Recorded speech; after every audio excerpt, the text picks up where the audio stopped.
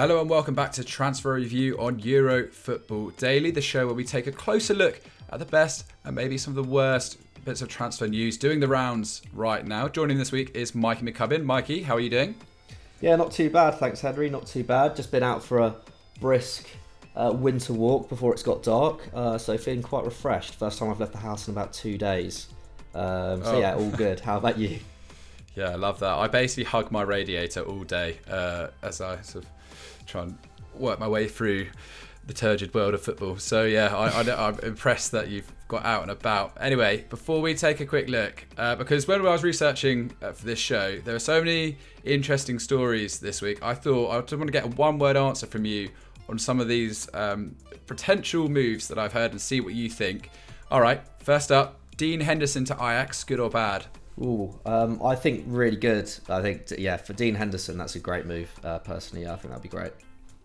All right, perfect. In the summer, I've seen that apparently Antonio Rudiger, Real Madrid are favourites for his signature now. Do you think that's good or bad? Yeah, I'd like to mix it up, but I think that's a good move for him as well. I think that's a better move than Bayern potentially. I think he gets more game time there. Yeah, completely agree. Although Militao, well played this season.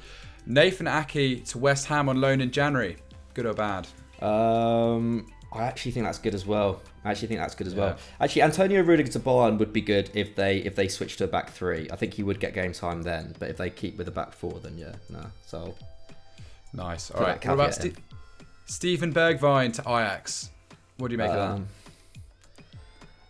It's just, it might be good for his career. It just doesn't interest me that much. I think it's a bit of a boring move. He needs to go.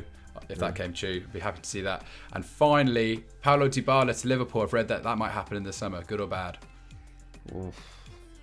Again, it would be cool to see Dybala not at Juve, but equally, I think Liverpool can do better. So I'm going to say bad.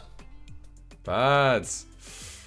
There you go. Well, apparently that is in the rumour mill. Also in the rumour mill is our main story to Liverpool this week, and that is Jude Bellingham. This is the transfer we like. McCubbin, why do we like this move?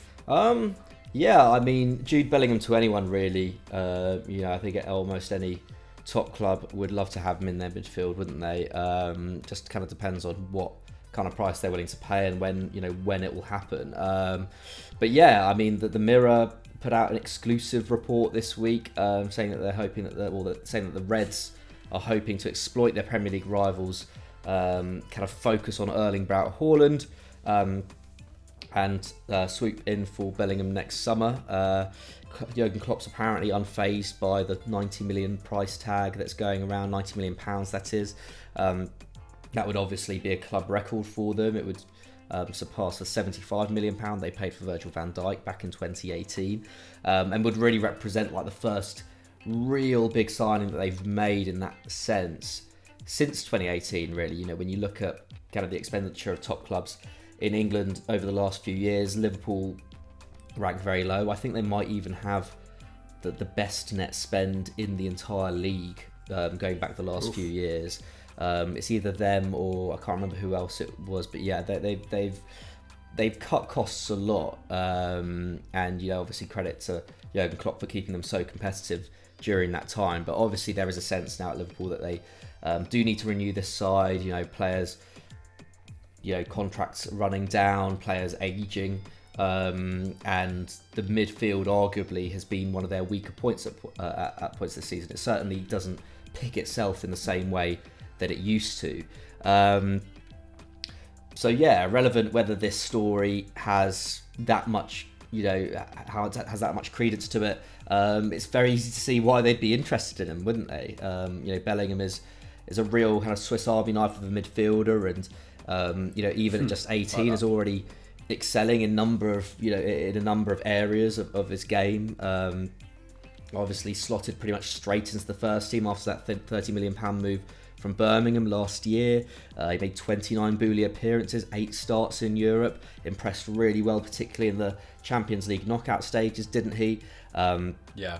He was averaging 4 tackles and interceptions a game. He got a goal and 3 assists. He's a pretty keen presser as well. Has quite kind of natural leadership skills as well. Speaks really well in interviews, doesn't he? Aside from his slip up over the after the Bayern Munich game, I've seen a lot of people supporting him on social media, almost unanimously actually, saying he spoke the truth. He just said he kind of said the truth. But I do get it. Like, I mean, you're speaking about a referee and you're suggesting. Well, at least from my perspective, it seemed like he was suggesting the fact that he match fixed before made him completely. It suggested that there was something more at play just than the ref having a bad game, which I think that does. That isn't something you can do, really. What were you going to say, Henry? Sorry. No, it's totally inappropriate. It isn't defendable. I'm sorry. Like, he implied that there was match fixing going on in the game, and this is a guy's career as well that you've got to look out for. I think in the heat at the moment, this is something he'll learn about. He's young, and that kind of thing can be easily ironed out. So I'm not going to rain too hard down on him, but yeah, the defence of him over there has been pretty staggering, and I'm not surprised Dortmund have not contested the fine, because I think they've accepted that's a pretty reasonable outcome for what could have happened. Yeah, absolutely. I'm glad you agree, Henry. I've just been kind of seeing the echo chamber of just saying he's just speaking the truth. But yeah, I think when it comes to things like defamation and stuff, you do have to you have to be a bit careful, especially as a young professional. But yeah, like you said, he's only 18. So far, he's always come across really well, and it's definitely something he'll learn from.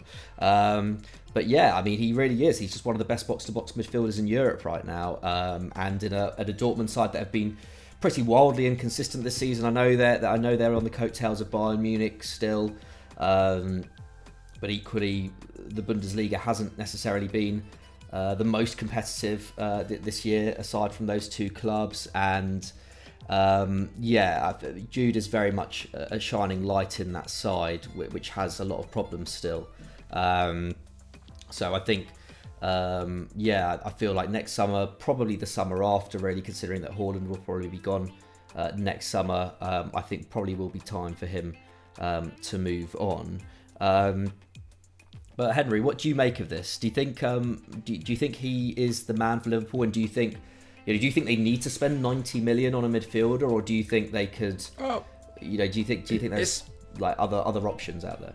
Yeah, it's interesting the point you made about his about the sort of options that Liverpool do have in that midfield, because yes, Jordan Henderson, he's now 31, but they've just given him a new deal until 2025. Fabinho's until 2026. Thiago's still on the books until 2024. Oxlade-Chamberlain, Naby Keita have 2 years left to run, and James Milner is the only immediate departure from that midfield this summer. It's not likely that he's going to stay. And then you do have sort of the emergence of the younger guns in Curtis Jones, Harvey Elliott, and more recently Tyler Morton, who we saw play against AC Milan in the San Siro. What a place to go and play at sort of one of your first few matches for the senior side. Pretty incredible, isn't it?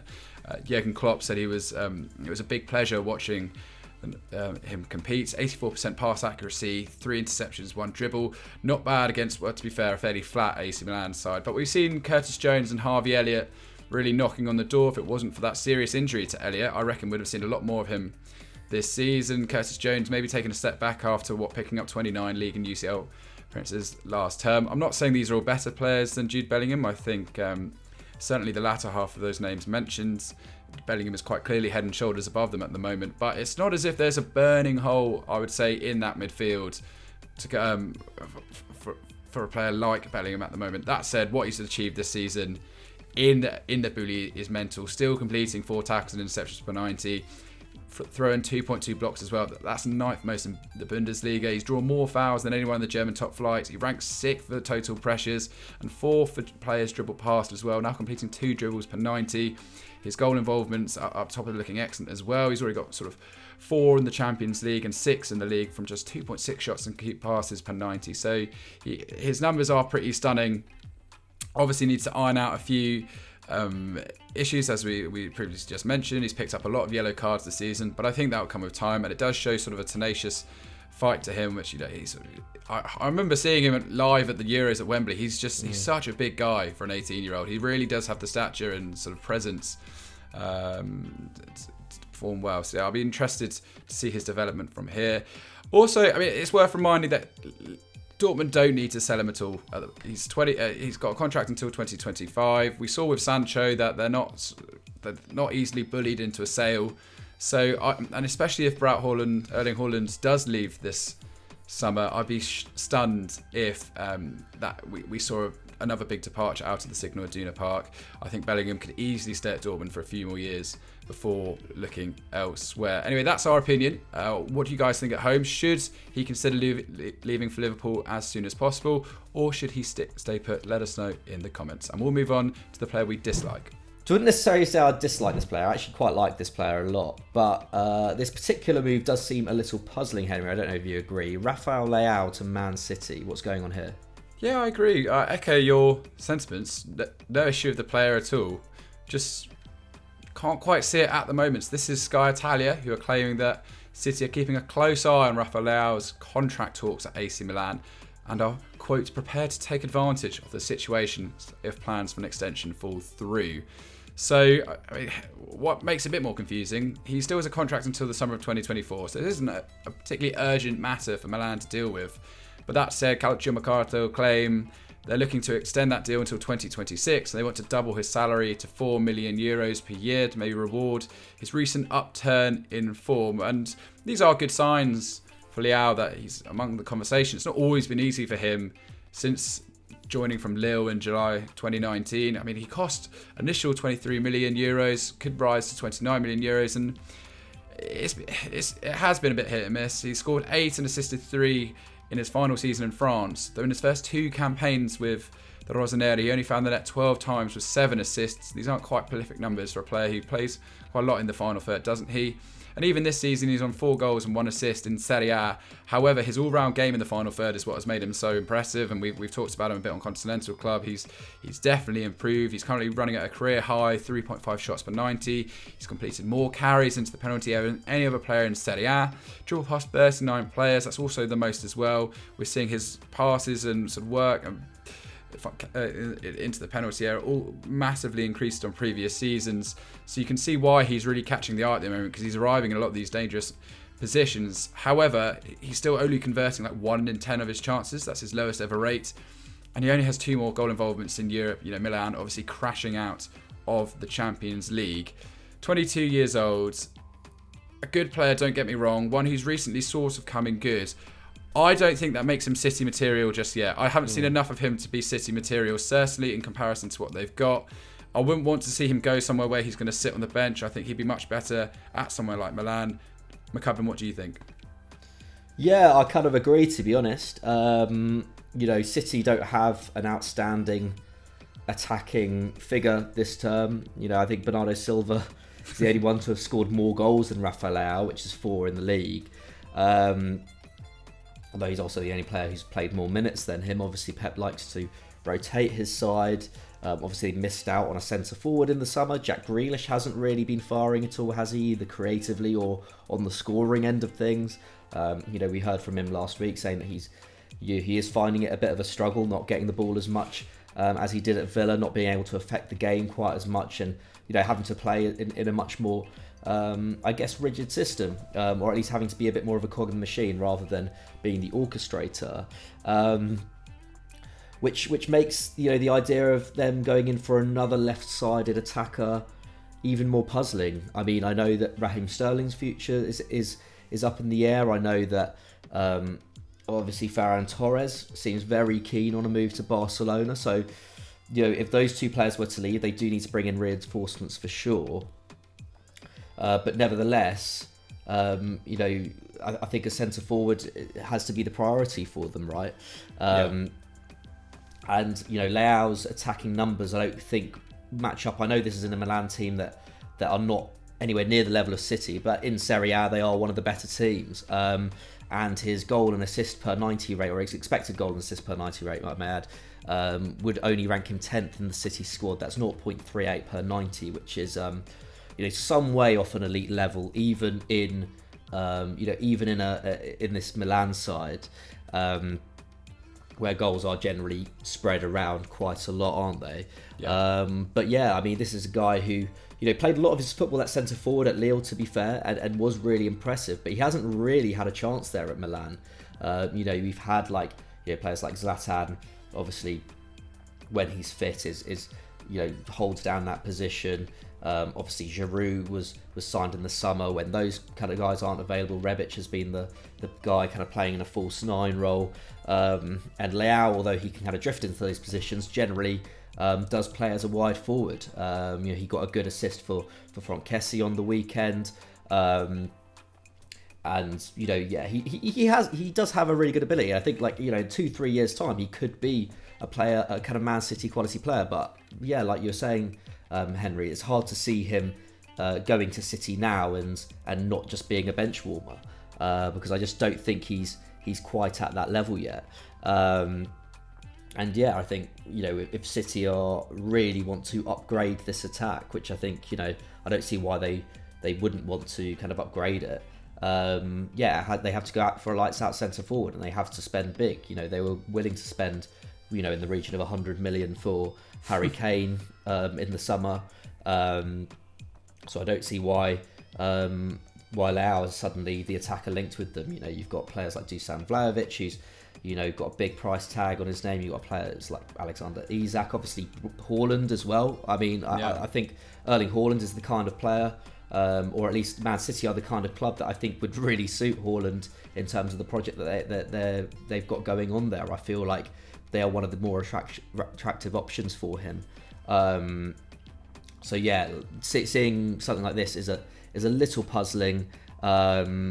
Even if he is just like a potential replacement for Ferrán Torres, I just don't think he's necessarily got as much to his name as Torres. But I'd be glad to be proved wrong. Potentially, working under Pep could see a player like this explode, as we've seen with someone like Ferrán Torres, who was incredibly raw when he arrived at City only 18 months ago, and now just looks like a really, really brilliant all-round attacker. I mean, if this were to happen, I'd be glad to be proved wrong, because I think Rafael Leão for 2-3 years now has shown a lot of potential. But yeah, like you were saying, Henry, I'd probably not shown quite enough to convince us that he's a Man City quality player. All right, well, there we have it. Maybe people disagree. This could happen one day, as we said. For now, though, Leão to City, we're not quite sure. Macau, thank you for joining me on Transfer Review. Is there anything else that our audience should push to right now? Go and check out the EFD Explained from the weekend. Go and show that some love, because that was a great script from yourself, right. Henry. Thank you. A great edit from Danny. But yeah, genuinely, really, really interesting. Probably the most interesting Explained we've done in a while on French hooliganism this season, because that has been a hot topic. And yeah, Henry goes really, really deep on it. So I highly recommend that. Brilliant. Well, thank you very much. All right, guys. Make sure you're liked and subscribed to the channel, and we'll see you next time. Bye-bye.